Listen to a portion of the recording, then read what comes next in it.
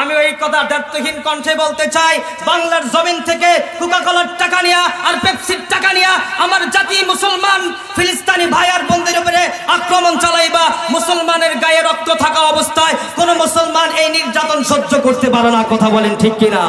আওয়াজ তুলে বলেন ঠিক কিনা? মসজিদের মধ্যে জুমার নামাজ আদায় করেছেন একসাথে 2 লক্ষ মুসলমান।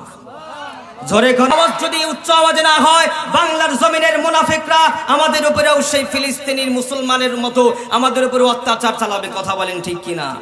রহমাতুল্লিল আলামিন যে রকম করে আবু সুফিয়ান আর আবু জেহেলের দলদেরকে ধ্বংস করে দিয়েছেন, অপেক্ষায় থাকুন একদিন আল্লাহ পাক রব্বুল আলামিন ফিলিস্তিনের ময়দানের মধ্যেও আল্লাহ ইসলামের পতাকা আকাশে পথ পথ করে উড়াবে। কথা বলেন ঠিক কিনা?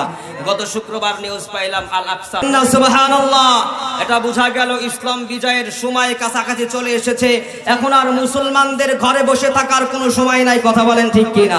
কোন একদিন এ দেশের আকাশে